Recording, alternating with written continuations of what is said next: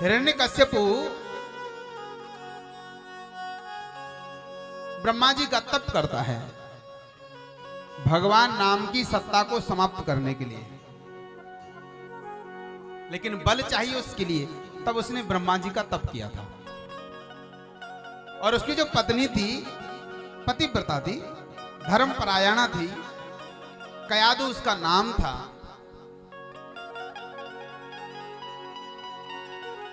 हिरण्यकश्यपु तप करता है और ऐसा तप किया कि उसके शरीर से तेज निकलने लगा। और इतने दिनों तक तप किया कि पूरे शरीर पर दीमक लग गई, पूरा शरीर मिट्टी से ढक गया, अस्थि मात्र रह गया था। देखो ये उस जमाने की बात है जहां प्राण हड्डियों में रहते थे। पहले महात्मा ऐसी तपस्या करते थे कि चमड़ी, मांस, मज्जा, मेधा, रक्त भी नहीं होता था, केवल अस्थि मात्र रह जाते थे, तब भी प्राण रहते थे। क्योंकि सतयुग में प्राण रहते हैं हड्डियों के अंदर, और कलयुग में पता कहां रहते हैं? प्रेम से बोलो राधे राधे। सतयुग में प्राण हड्डियों के अंदर रहते थे और कलयुग में प्राण अन्न में रहते हैं। प्रेम से बोलो राधे राधे। और यदि नहीं अनुभव है तो जरा एकादशी वाले दिन देख लेना। लेकिन यहां जैसी एकादशी की बात नहीं हो रही। हम और आप जो करते हैं सुबह से सायंकाल तक मुंह चलता ही रहता है, कभी कूटू की पकौड़ी, कभी आलू की चाट, फिर ये फिर वो। ऐसे व्रत का कोई महत्व तो नहीं है, आपको सच बता रहे हैं। और उस समय देखना जो थोड़ा सी अच्छी तरह से व्रत, और निर्जला एकादशी हो तो देखो बार बार उस दिन भोजन की याद ऊपर आ जाएगी, बार बार आती रहती है याद।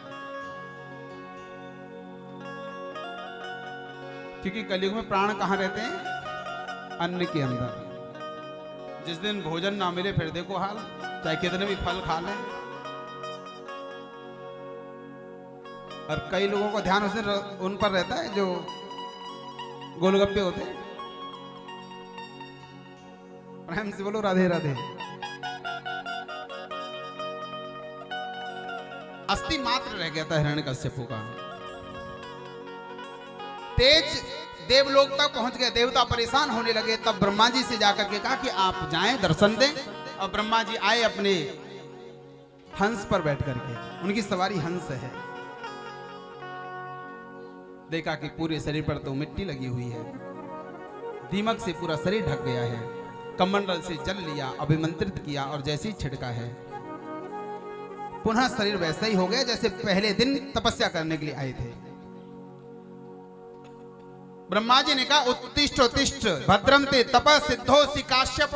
हे कश्यप नंदन, आपका तपस्या सफल हो गया है, वरदान मांगो। और ब्रह्मा जी के कहने पर हिरण्यकश्यपु ने वरदान मांगा। और सबसे पहला वरदान कि महाराज मुझे अजर अमर बना दो, मुझे अजर अमर बना दो। ब्रह्मा जी ने कहा भैया हम भी अमर नहीं है, तो हम आपको कैसे अमर बनाए? और तुमने जन्म लिया मृत्यु लोक में, और यहां तो सबको मरना पड़ता है।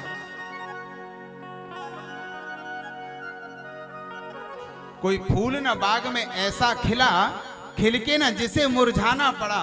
और यह विधि का अटल विधान रहा, जिसे आना पड़ा उसे जाना पड़ा। सबको जाना है, तुम्हें भी जाना पड़ेगा। ये वरदान नहीं दे सकते, कोई और वरदान मांग लो। लेकिन हिरण्यकश्यपु बड़ा चालाक था तो दानव, पहले से होमवर्क करके आया था बहुत अच्छी तरह से। और जैसे ही कहा कोई और वरदान मांगो, हिरण्यकश्यपु ने झड़ी लगा दी वरदानों की।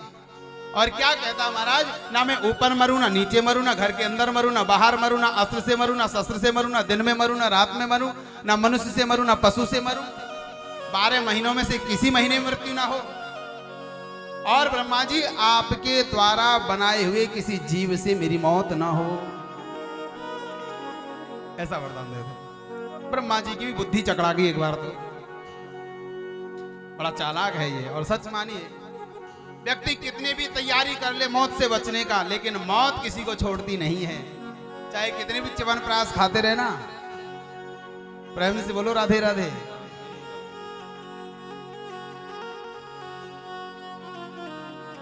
ब्रह्मा जी ने कहा, ताते में दुर्लभा पुंसान, तुमने ये जो वरदान मांगे बड़े दुर्लभ मांगे हैं, लेकिन तथास्तु, जाओ सब दिए।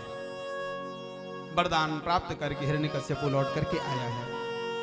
पीछे से कयादु के गर्भ से एक बालक का जन्म हुआ, जिसका नाम था प्रहलाद। वैसे भागवत के अनुसार हिरण्यकश्यप के 4 पुत्र थे, हिलाद, अनुलाद, संलाद और सबसे छोटे थे प्रहलाद।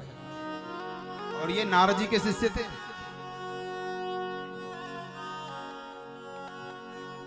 ऐसी कथा आती है विष्णु पुराण में, जब हिरण्यकश्यप तपस्या करने के लिए गए, उसी समय गर्भवती कयादु का हरण करके इंद्र ले जा रहा था, इस भाव से कि इसके गर्भ को नष्ट कर दूंगा, क्योंकि इसके गर्भ में भी कोई दैत्य होगा। लेकिन रास्ते में नारद जी मिल जाते हैं और उन्होंने कहा कि इनके गर्भ में दैत्य नहीं है, इनके गर्भ में भगवान के भक्त हैं। और कयादु को छुड़ा करके अपने आश्रम में ले आए। वहां प्रहलाद जी का जन्म हुआ था। और बाल्यावस्था से ही नारद जी ने प्रहलाद जी को शिक्षा दीक्षा दी थी।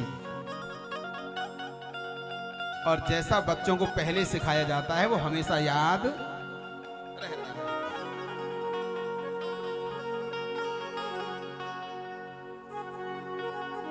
हिरण्यकश्यप ने प्रहलाद जी को गुरुकुल पढ़ने के लिए भेजा, विद्या देने। उसका एक अलग से स्कूल था और वहां केवल पढ़ाई कौन सी, लड़ाई झगड़े की, मारकाट की, बस यही पढ़ाई पढ़ाई जाती थी।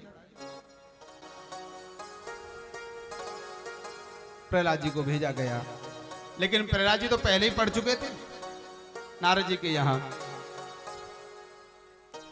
कुछ दिनों के बाद हिरण्यकश्यप ने प्रहलाद जी को बुलाया, सिंहासन पर बैठा था, गोदी में बिठा करके पूछा, बेटा सबसे अच्छी बात तुमने अब तक क्या सीखी ये बताओ।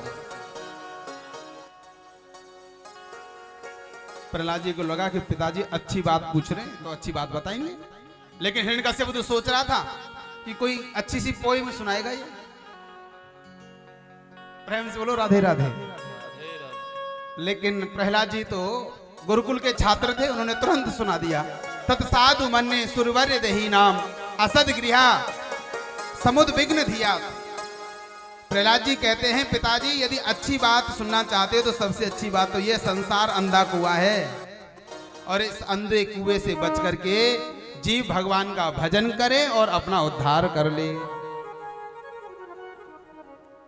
ये सबसे अच्छी बात है। और जो हरि के भजन की बात सुनी, हिरण्यकश्यप तो आग बबूला हो गया। अच्छा, कई लोग ऐसे भी होते हैं, भगवान की बात सुन ले बस एक बार, वो तो ये कहते हैं ये हरि की बात कहीं और करना, हमारे पास नहीं।